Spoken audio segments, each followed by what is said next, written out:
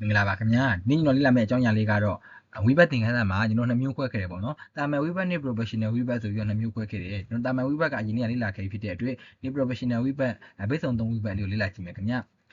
ဘယ်မှာဘယ်နှလုံးရှိလဲဆိုရင်ဒီမှာလေး4လုံးပဲရှိတယ်ခင်ဗျာနောက်ဆုံးတစ်ခုကတော့ con ဆိုတာအရင် on လို့ဘာသာပြန်လို့ရတယ်လို့မတင်ခင်ပေါ့နော်မတင်ခင်လို့ဘာသာပြန်လို့ရတယ်ပေါ့ဒါဆို2မျိုးသုံးလို့ရတာဖြစ်တဲ့အတွက်ဒါက professional ဝိဘတ်ထဲမှာပါဝင်တယ်ပေါ့နော် con အရင် on မတင်ခင်နောက်တစ်ခုမနေ့ကတော့ထီလန်ဆိုတာကနောက်ဆိုပေါ့နော်နောက်မှလို့လည်းဘာသာပြန်လို့ရတယ်လို့နောက်ဆိုလို့လည်းဘာသာပြန်လို့ရပါတော့အသုံးလုံးကလည်းမတူတာဖြစ်တဲ့အတွက် professional ဝိဘတ်ထဲမှာပါဝင်တာပေါ့နော်နောက်တစ်ခုအပတ်3ကတော့တန့်တယ်ဆိုတာကဂရဲကအစာပြီးပေါ့နော်ဂရဲကဆိုရင်အသုံးလုံးကတစ်မျိုးပေါ့နော်စာပြီးဆိုရင်အသုံးလုံးကတစ်မျိုးဖြစ်တဲ့အတွက် professional ဝိဘတ်ထဲမှာပါဝင်တယ်ပေါ့နော်တန့်တယ်ဂရဲကစာပြီးနောက်တစ်ခုထီဆိုတာကမှားစီမတဲ့ပေါ့နော်ထီကတော့အများကြီးသုံးလို့ရတာဖြစ်တဲ့အတွက် professional ဝိဘတ်ထဲပါဝင်နေရပေါ့နော်ဒီနေ့ကတော့ဒီထီနဲ့တန့်တယ်လေးရဲ့ယူရှင်းတဲ့ပုံစံလေးလေ့လာကြည့်မယ်ခင်ဗျာ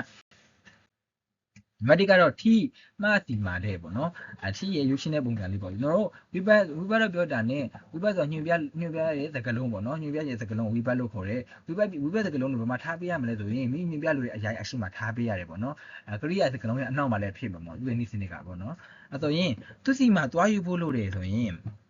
ဒီဝိကြမှာစီမာဆိုတာပါတယ်ပေါ့ဒီဝိဘတ်စကားလုံးစီမာကဘသူ့ကိုညွှန်ပြထားရတယ်သူ့ကိုညွှန်ပြထားတာသူ့စီမာသူ့ကိုညွှန်ပြထားတာဖြစ်တဲ့အတွက်ညွှန်ပြလို့တဲ့အရာရှိမှထည့်ရမယ်ပေါ့နော်စီမာဆိုတာကထီပေါ့နော်ထီသူ့ကိုညွှန်ပြထားပဲထီခေါင်ပေါ့နော်ဒီကရိယာရဲ့နောက်မှာလည်းဖြစ်ရမှာဖြစ်တဲ့အတွက်ကရိယာစကားလုံးတွေအရင်ထည့်ဖို့လိုအပ်တယ်ပေါ့နော်ကရိယာစကားလုံးတွေက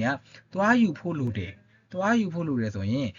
အကူကရိယာဖို့လိုတယ်ပါတယ်ကိုကရိယာစကားလုံးတောင်းဆိုတာကကရိယာစကားလုံးအရှိမှနေရဖြစ်တဲ့အတွက်တောင်းပိုင်အောင်ဘသူစီမှာလဲသူ့စီမှာဖြစ်တဲ့အတွက်ထီခေါင်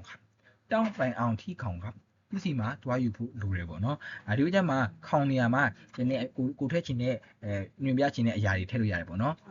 ်ထီဖို့ဖေးစီမှာထီမဲအမေစီမှာပေါ့နော်ကိုကြက်တဲ့နန်သားလေးတွေထည့်လို့ရတယ်ခင်ဗျဟုတ်ကဲ့စစ်ကြည့်မယ်ဗျနောက်တစ်ခုကတော့ကျွန်တော်ဖုခန်းမှနေတယ်ပေါ့နော်ဖုကတ်မျိုးမှနေရဆိုရင်ဘယ်လိုပြောမလဲပေါ့နော်ဒီဥစ္စာမှာကျွန်တော်ပြုလုပ်တဲ့သူပါတယ်ကရိယာစကလုံးပါတယ်ဒီဝိဘတ်စကလုံးမှာလည်းပါတယ်ပေါ့နော်နေရာလေးလည်းပါတယ်ပေါ့ဒီထီမှာဆိုတာကထီပေါ့နော်သင်ပြလို့အရာရှိမှဖြစ်တဲ့အတွက်ထီဖုကက်ပေါ့နော်ဖုကက်ရှိမှဖြစ်ရမယ်ပေါ့နော်ဒါဆိုရင်ဒီနန်သားပါတယ်ဖြစ်တဲ့ပြုစုနန်သားအရင်ထည့်လိုက်တယ်ဖုံကရိယာစကလုံးလာတယ် you ကရိယာစကလုံးရဲ့အနောက်မှာဖြစ်ရမှာဖြစ်တဲ့အတွက်ထီဖုကက်ကနောက်မှာနေရမှာပေါ့နော်ဖုံ you ထီဖုကက်ครับผมอยู่ที่ภูเก็ตครับကျွန်တော်ဖူးကတ်မှာနေရပေါ့နော်ဘန်ကောက်ဆိုရင်ผมอยู่ที่กรุงเทพครับအဲ့လိုမျိုးပေါ့နော်ကိုနေတဲ့နေရာတွေထည့်လို့ရတယ်ခင်ဗျသိကြည့်မယ်ဗျနောက်တစ်ခု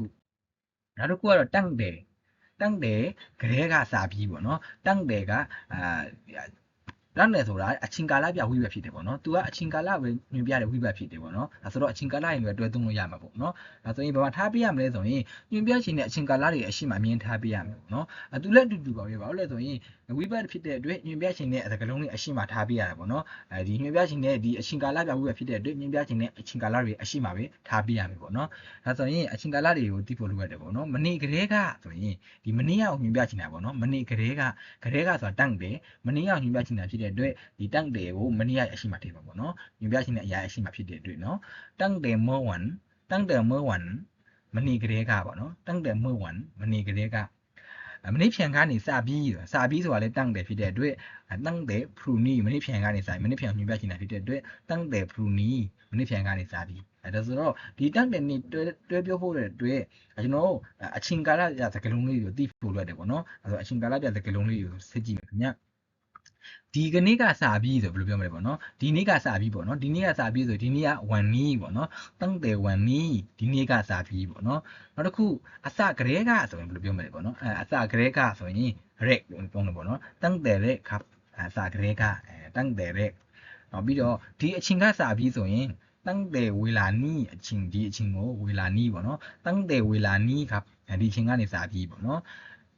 ပြီးခဲ့တဲ့နှစ်ကလေးကပြီးခဲ့တဲ့နှစ်ကကြော်ခဲ့ပြီးသားပြီးခဲ့တဲ့ဟိုလွန်ခဲ့ပြီးတဲ့နှစ်ကိုပြောချင်လို့ရှိရင်တန့်တယ်ပီပေါ့နော်နှစ်ဘယ်နှစ်လဲပြီးခဲ့တဲ့နှစ်ဖြစ်တဲ့အတွက်တန့်တယ်ပီที่แล้วပြီးခဲ့တဲ့နှစ်ကလေးကပေါ့နော်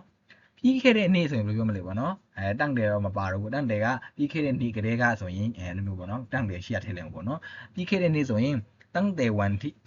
วันที่แล้วပေါ့ပြီးခဲ့တဲ့နေ့ဆိုရင်วันที่แล้วครับ when ဆိုတာနေ့ပေါ့နော်ဘာလို့တဲ့နေ့ဆိုပြီးခဲ့တဲ့နေ့ဖြစ်တဲ့အတွက် when ထိแล้วครับပြီးခဲ့တဲ့နေ့ရှိတဲ့ဘက်ဆိုရင်อาทิตย์หน้าဆိုရှိတဲ့ဘက်ပေါ့နော်อาทิตย์ရှိอาทิตย์ဆိုတာကတစ်ဘက်ပေါ့နော်တစ်ဘက်နှစ်ဘက်ပေါ့နော်อาทิตย์หน้าဆိုရှိတဲ့ဘက်ပေါ့နော်ရှေ့လဆိုရင်เดือนหน้าရှေ့လပေါ့နော်ရှေ့နောက်လကိုပြောချင်တာပေါ့နော်နောက်လဆိုရင်เดือนหน้าရှေ့လပေါ့နော်ပြီးခဲ့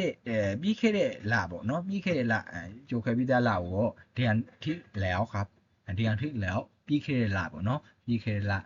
โอเคနောက်နေ့ကျမှပဲလက်ကြည့်ခံလေးသင်ခန်းစာလေးဆက်လုပ်ကြည့်မယ်ခင်ဗျဒီနေ့ကပြောပါခင်ဗျကျေးဇူးအများကြီးတင်ပါတယ်